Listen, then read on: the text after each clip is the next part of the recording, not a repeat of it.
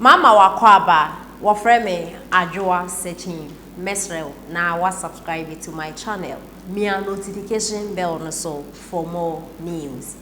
Ebusuafo abra His Excellency Nana Dankwa Akufo-Addo prese obeba be Ghana ye man panino. Oshebo bebre abra na oye ne campaign no. Na bosha His Excellency Nana Dankwa Akufo-Addo Ghana ye man pani e catch Ghana for de na edimu akotene pa e free SHS e na afen so one district one factory e body de ohye bebre but mienu we e na Ghana for na edomo ano pa na omo e ka His Excellency Nana Dankwa Akufo-Addo be president free SHS ne de aba obia e di ho adanse na one district one factory no e ye boshe ba kwa Ghana for bebre na e kasa e fa ho se enya de a His Excellency Nana Dankwa Akufo-Addo oba ye wetimi aye titiri pa ene NDC for no na ende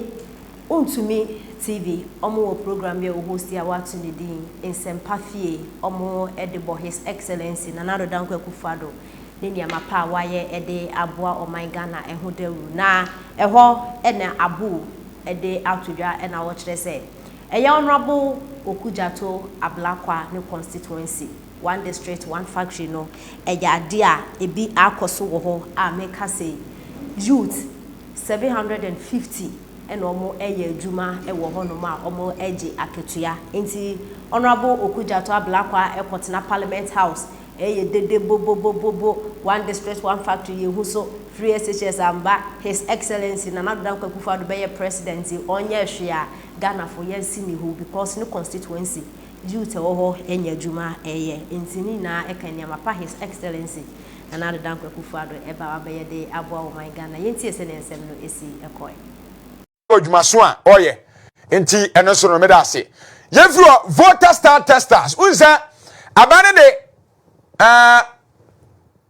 one district one factory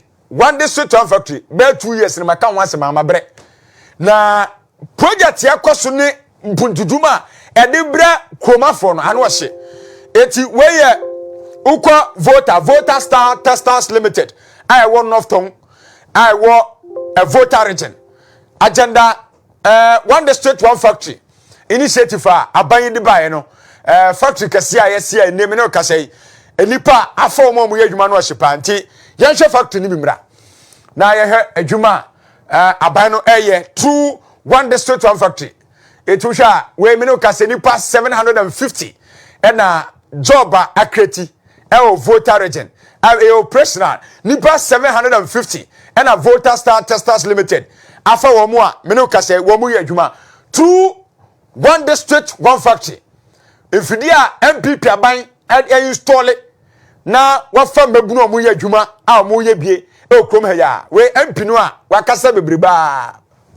Okujato Ablakwa onu odi akira bra perfuo court odi achi no nso be nante akasa ana ba nya nso onu ne mpasua so one district one factory na yasie a me no kasa e operational nipa 750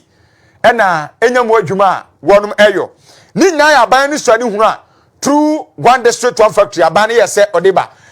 factories a yesisie e wo district organ unza district bu ho a enya be 2 or 3 factories a eya adwuma meno kase mabunu ho enya biaye eti Okujato Ablakwa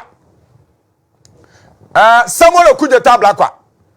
kasa bebrebe sa nwatwa bona no wa mu demonstration mo ye atia governor no odi akire gidigidi occupy Jubilee House na odi akire bi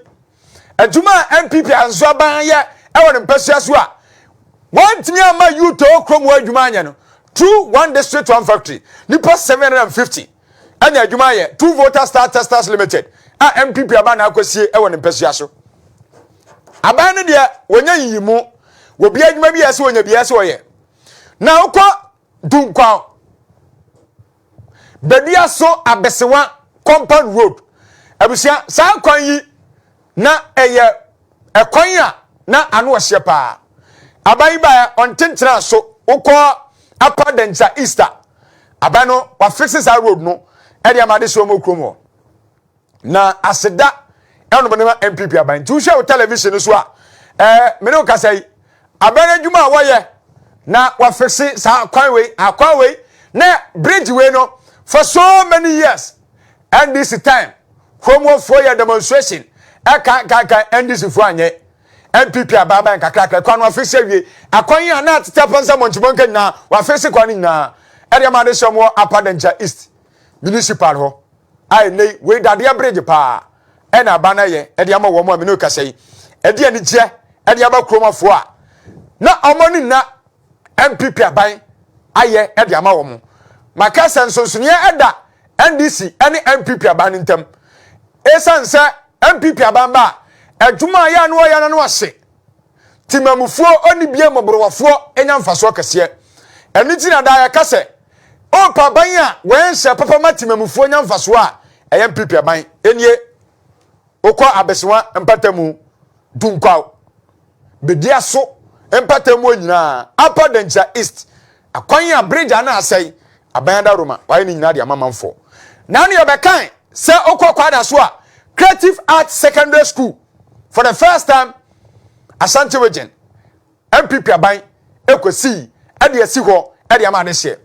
na ne hye Creative Arts School de asi kwada so no yenhwe na yentoa so adwuma aban we ya ne adwuma anu ase o da bia meka yantoa bantoa NPP aban so a Ghana fo ye bedie dokronkwa ye de ensa behye ye de ensa abehye anum ni aka national church nti Creative Arts School more than one amno kase kwada so de no NPP aban adaroma wasiriama de hye ai nei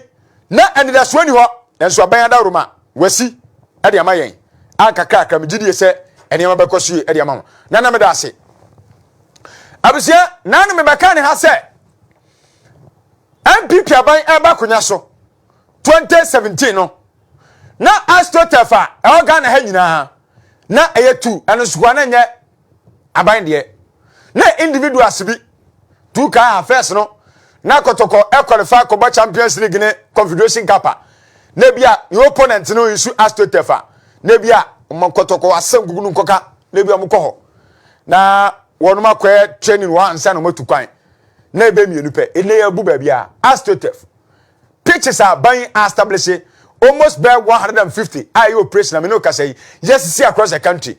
the abana sisi akura yenye mia no ye bebre okwa Joshua ya akwamo